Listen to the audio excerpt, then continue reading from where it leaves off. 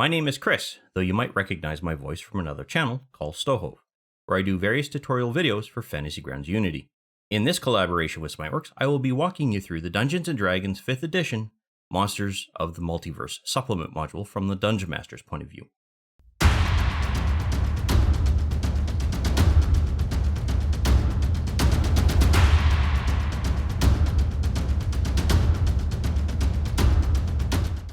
The Monsters of the Multiverse supplement was released twice. First, being part of a holiday package that was meant to ship in the holiday season of 2021, but was eventually released in early of 2022, and was then later released as an individual book in May of 2022, and brings forward monsters and player races that were introduced in older supplements to the current state of 5th edition, at least at the time of this recording. As a result, this supplement will conflict with a couple of other supplements, and I'll be sure to explain which ones a little later on in the video so that you can be aware of what can happen. There are some significant changes that a Dungeon Master is going to gain as a result of this merger, and they are as follows. The first is a more concise bestiary, with images and NPC stat blocks already linked and configured for use, as well as being simpler to read through. The second is the reduction of 2 supplement modules into a single module, optimizing the resource usage of a Dungeon Master's campaign session. And the third is a significantly reduced set of random roll tables that optimize the overall gameplay experience, and that affects both Dungeon Masters and players. While these changes might not seem like much, there are over 250 different creatures that have had optimized stat blocks and simplifications made to them to allow for an easier gameplay. Additionally, the players gain a number of optimized player races, meant to bring those different races into the modern 5th edition genre. But we will get into those when we look at that module from a player's point of view. And finally, there are a large number of extraneous random roll tables that were removed, as I stated earlier, thus eliminating a lot of the prep time just to get some of those creatures into the game. As there is a player and a Dungeon Master version of the Fantasy Grounds Unity module, I'm going to record 2 separate videos, one for the Dungeon Master, which is this video, and another for the players. This way, players can get up to speed on the module and not have too much information spoiled into many of the different kinds of things that they could potentially bump into in relation to a given campaign. However, I will include a link to that video in the description below so that it is easily accessible for anyone who'd like to watch it.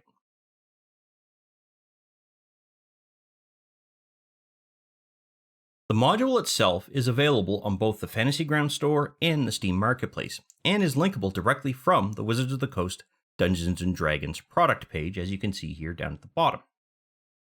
And it is also included in bundles as well, so if you already have a large number of modules and wish to save some additional cash, you can make use of those bundles to do so.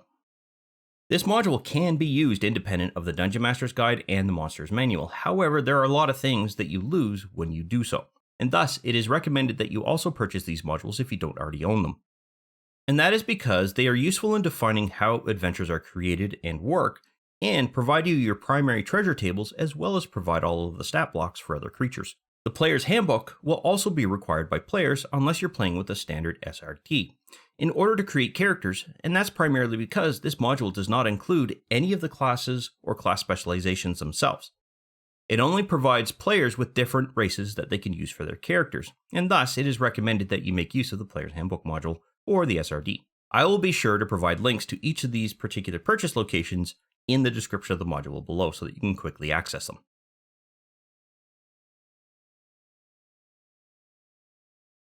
In order for you to be able to load the module, you need to have purchased it through any of the links that I have provided earlier, and have run the Fantasy Grounds Updater utility. This will make the module available to Fantasy Grounds Unity through your library, specifically within the Modules panel. If you've never run Fantasy Grounds Unity as a Dungeon Master before, you will most likely not have any modules loaded, as you can see here on my screen. There are 2 ways that you can load up this module. The first is going to be available directly through the campaign setup window that you'll see initially when you load a brand new campaign. Clicking this next button is going to bring you to this Data Modules panel, and underneath here at the bottom you will see 5e Core Rules and 5e All Rules. The one that is going to load this particular module is the All Rules option. So if you click that, it's going to take a little bit to go through and do, but it's going to load all of the modules that you are going to have installed in your system. However, it is also going to load the 2 conflicting modules. And as you can see right here, it has loaded both the Dungeon Master's module as well as the Player's module of this particular module. The second option, which is actually the safer option in this case because you won't unintentionally load the other modules that are going to conflict on that, is to go into the modules panel itself and click on activation down here at the bottom. As soon as you click on that, you will find this module activation panel pop open. Now, I've pre-restricted this so that I'm only showing those modules from the Wizards of the Coast, because I have quite a few modules installed that are not necessarily provided by Wizards of the Coast. In this particular case, I want to look for Monsters of the Multiverse, and simply looking for multi here will present you with the two options. This module here is the Dungeon Masters module, and that's why it has this red X here, because you don't want this something that a player can load on their system. And you also have the player's version of the module here. In this particular case, I'm only going to load the Dungeon Masters version of the module because that's all I'm presenting as part of this video. And as soon as you do that, you will have the module loaded as well as a quick access to all of the different links that this particular module provides. As a Dungeon Master, you don't have to load the player's version of the module, although you can.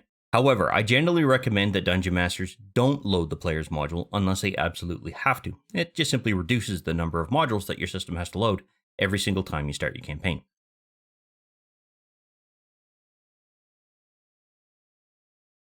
The Monsters of the Multiverse module provides all of the data you will ever need on a significant number of creatures that were once introduced by Mordenkainens Monsters and Volo's Guide to Monsters, but not all, as there are some notable exceptions. And it is with these two modules that you will find you will have conflicts. Although you won't run into conflicts where you're going to crash the system, you'll just simply have a large number of duplications specific to various creatures and other objects and items that all three of those modules introduce. However, this also requires you to have purchased those other two modules before they were removed from the various online markets. When you have all three of those modules loaded at the same time, you will find that Fantasy Grounds Unity will display the reference items within the panels you are looking at, and it can sometimes be a bit of a pain to find what you're looking for, as well as add confusion. You may find that you have 6 copies of the same drow. Additionally, it has been suggested that because Mordenkainen's Tome of Foes and Volo's Guide to Monsters have been withdrawn as modules that you can purchase from the various markets, it is best to leave them unloaded if you have no one linked to them, meaning that your players have not created a character using one of the races within those modules, and that you don't have any monsters linked to them in any of your campaigns or any of the other tables that you can usually find in those modules. It is also suggested that you prevent players from being able to load these modules, and I will show you what I mean by that. So if I go back to search for Wizards, and then I look for Volos, this little green check marks here indicates to you that a player has the right to load this particular module when they connect to your campaign server.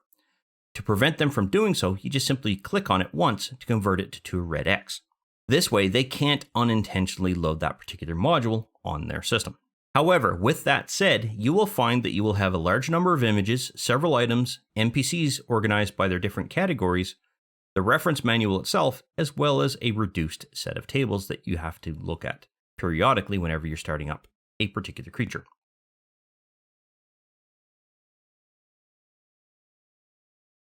It is best to start with the reference manual itself, and that is because underneath this credits chapter, you will find a chapter specifically set up about how to use this particular book.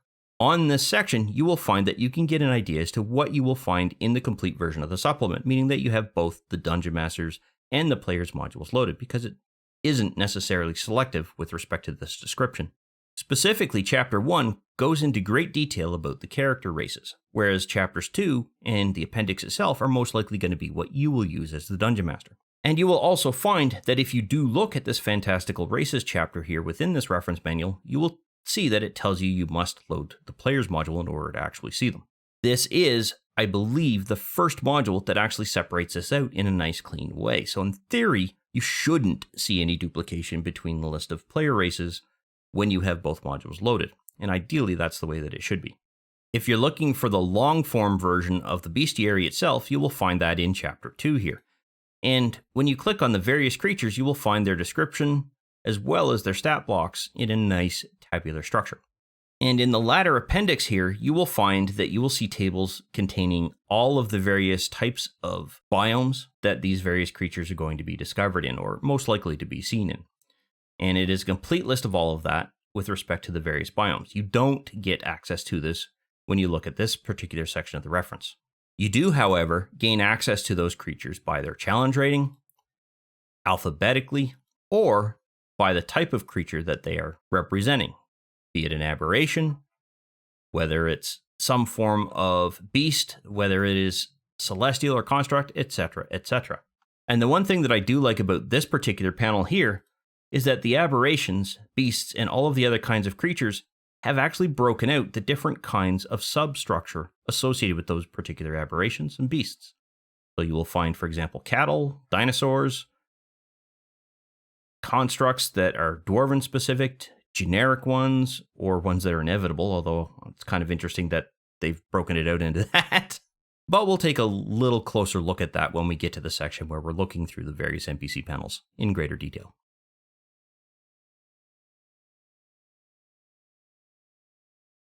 With respect to the images panels, you'll be able to gain direct access to the various images that you can share to players, be they artwork that you wish to show them or some representation of the various NPCs that are part of this module. These images can be found in 3 separate locations. This link here is going to show you all of the images that are only part of this module. This will show no images, no matter how many modules you have loaded, that aren't related to Monsters of the Multiverse. However, with respect to the image panel option over here on the far right through the menu under campaign, this list is going to provide you a list of all images, combining all modules into this listing. And it breaks it down by category as long as the module itself breaks it down into a category. So you can see here that we have an artwork section and an NPC section for this particular module. Some modules will have map sections, as well as other kinds of sections, depending on how they've chosen to break it out. The third location is going to be directly from the creature itself. So if you go into the NPCs panel by using this or the NPC options that we had a look at just a little bit earlier, whenever you go to the other section here, if there's an image associated with that particular creature, you'll be able to gain access to it. And the same thing can happen through the reference manual with respect to the individual creatures. They will be included as part of that reference manual, all of which give you options to be able to click on the various links or the image directly in order to be able to load it up. And the third and final location where you will be able to find these is within the assets section itself. And no matter whether you have a module loaded or not, as long as it is installed on your system, you'll be able to gain access to the images directly from here. So you just quickly can click on a location and you'll gain access to all of those portraits or images. So the 3 complete locations that you can find all of these in are the first being directly from the reference manual, the second being from the various image panels or links, and the third is directly from the asset section. So those are the 3 key areas that you'll be able to find all of these images and gain access to them. However, whatever method you choose to use is entirely up to you. I myself typically change how I access those images depending on the context, if you will, of what I'm trying to do at the time that I'm looking for that particular image. And it might be the same for you.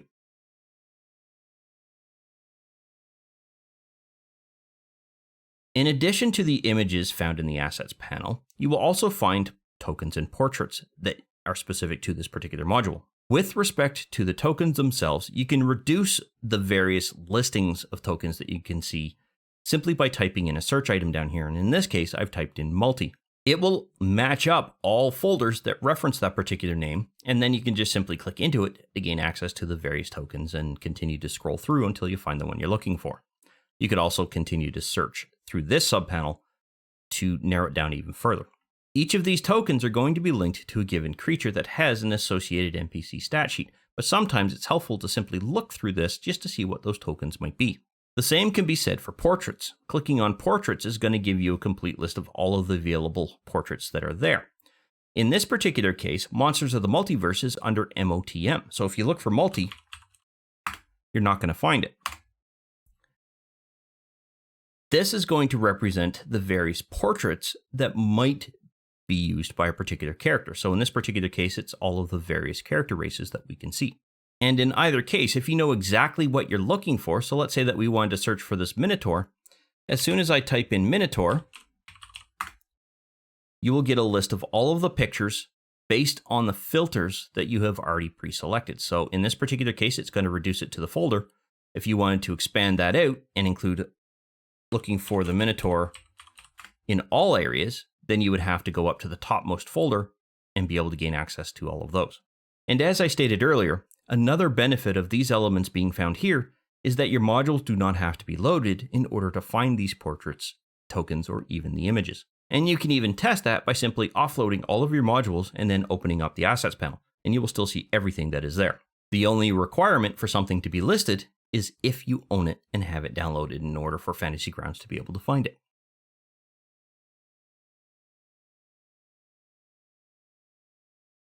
The NPCs panel contains all of the stat blocks for all of the various kinds of creatures that were originally found in Mordenkainen's Tome of Foes and Volo's Guides to Monsters. These NPCs have had all of their stat blocks brought forward to the current state of how 5th edition expects to present these particular creatures to players, as well as how you as a Dungeon Master are expected to use them. And as we discussed earlier, there are multiple ways that you can find any of these creatures that are listed within this panel. The first is directly from the reference manual, and if you went into here and looked at the bestiary, you could simply scroll through the list to find the one that you're looking for and then click on that particular panel to be able to see an in-context view of that particular character and NPC. The next is through this particular grouping of panels. If you click on this, it's going to show you all of the NPCs that this module and only this module introduce. And that's the same for each of these particular subpanels here. They are only going to provide you access to the various creatures that are introduced by this module. And to show you, I've gone ahead and loaded the Monsters manual. Now if I go to the NPCs panel here, just let me reset that, and then I narrow down my creature type to aberration, what you will find is a large number of creatures here that aren't listed here. And in this particular case, for example, Death's Kiss, we can see is here. But we won't find Cloaker. No matter how hard we look, we will not be able to find Cloaker here. You see Choker, which is different, not Cloaker. So by using it through the reference manual panel, it is a great way to pre-sort or reduce the subset of creatures that you have to look at, so that you're only looking for the various creatures from the module itself, if that's where you intend to look. And then the third option is obviously directly from this NPC screen, which we've already seen. You can actually reduce the list down to just those of the Monsters of the Multiverse if you happen to have multiple modules loaded here as well. So there are different ways that you can sort of reduce what you have to look through in order to find whatever it is that you might be looking for. Now, if you look at the top of this particular panel here, you will see a listing of by letter, by CR, and by type. This is once again the exact same list where we were looking at those other creatures based off of their type, by their challenge rating, or by their alphabetical order. However, when you click on that particular portion of the NPCs panel here, you're going to get a complete summary of all of the modules that you have loaded. So if you have Monsters of the Multiverse, Volo's Guide, and Xanathar's, or any other module that introduces creatures, you're going to find all of those particular creatures in this listing. This is going to be a complete summary of everything that you have. Unlike being able to access those exact same ones directly through the reference manual itself, these will simply reduce it down to only those creatures specifically from this module. So be aware of that if you do choose to use those particular options. But you'll notice when you look through this NPCs panel here, something is missing. Specifically, what I'm referring to in this particular case is the stat block by environment. There is no option built into Fantasy Grounds at the time of this recording that allows you to sort through this list based on the biome that that particular creature is going to be discovered in or most likely seen in. You have to actually come into the reference manual, go to the appendix, and look at the stat blocks by environment section in order to be able to gain access to that particular set of tables. And one of the things that I do use quite regularly when I'm preparing a campaign are these tables. And that's because I've got a rough idea as to where my players are going to be traveling through. Thus, I want to be able to preload a lot of those random encounters as they pass through those particular regions. But, however, I still want to be able to use this in a way that allows me to create a series of random encounters that respects the character's current level, so I don't scale an encounter too heavily towards the NPC side. And that's why I love having the challenge rating column in these tables. Now, there is one notable exception that I hinted at earlier in the video. You will find that when it comes to beholders, the customization capabilities that Volo's Guide to Monsters introduced is gone. That doesn't exist in the new module. In fact, the only way to actually gain access to that is to keep Volos loaded. And this whole section here is just simply gone.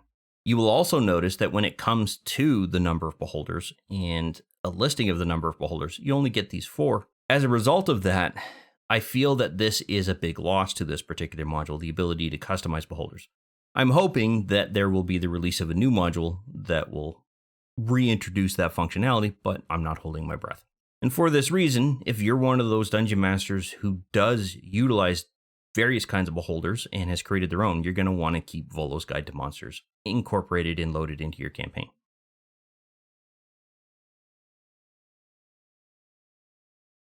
And speaking of customizations, with the merger of the original source materials into a single module, the number of tables available to you as a dungeon master has been significantly introduced. On top of that, they are primarily used for player or NPC customization. The Aasimar, Eladrin, Fae, and Shapeshifters have tables that can be used by players to customize a few aspects of their character, while the remaining tables relate to NPCs that you yourself can customize for your campaigns. These tables work like any other random roll table that you have used in the past within Fantasy Grounds Unity, and you should not really have to make use of this panel to get at the tables, as a lot of these are going to be linked directly from the various player character or the NPC that you need to use them with. An example of that is the Blackguard creature here. You look here, you will find that there's a summary of the table that is here, as well as a direct link to that particular table that you can then use to roll against. However, I still don't consider the loss of those tables a big thing, because it definitely reduces the workload that you as a dungeon master would have to work through in order to be able to create the customized creatures that you wanted specific to your campaign. There are still a few customizations that are here, but now you have a lot less that you have to sort through, work with, and play around with in order to figure out what you want.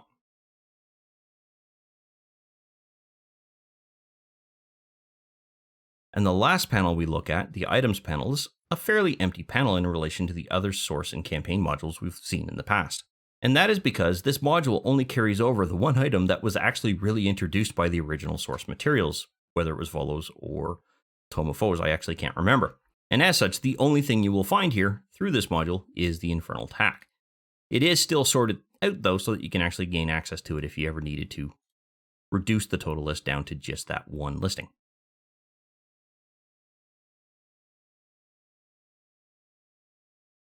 In summary, Monsters of the Multiverse cleans up a lot of issues with many of the other earlier versions of the player races, as well as various NPC stats. If, however, you are one of the dungeon masters who likes to use some of the creatures from the original source materials that have been removed from this particular module, such as the beholders, you are going to want to ensure that you have those other elements available.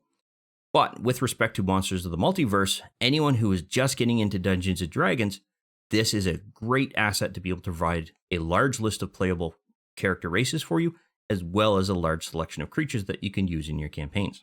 I also love all of the changes that they made to the various player character races. And it's just going to make my life as a dungeon master much easier because I don't have to sort through so much material to be able to find the information I might be looking for. And it's going to reduce what the players need to do in order to get their character prepared and ready to be usable and playable. I want to thank you for watching this video on behalf of Smiteworks and myself. I also want to thank Smiteworks for providing me with the opportunity to present this information on their channel, and look forward to continuing with our collaboration. Please click on that like button if you found the information in this video useful to helping you gain an understanding of how Fantasy Grounds Unity will use this module, and consider subscribing to the Smiteworks Fantasy Grounds YouTube channel in order to keep up to date with new content as it is released. If you have any questions or comments about this video, feel free to post them in the comment section below for others to be able to see and contribute to the discussion.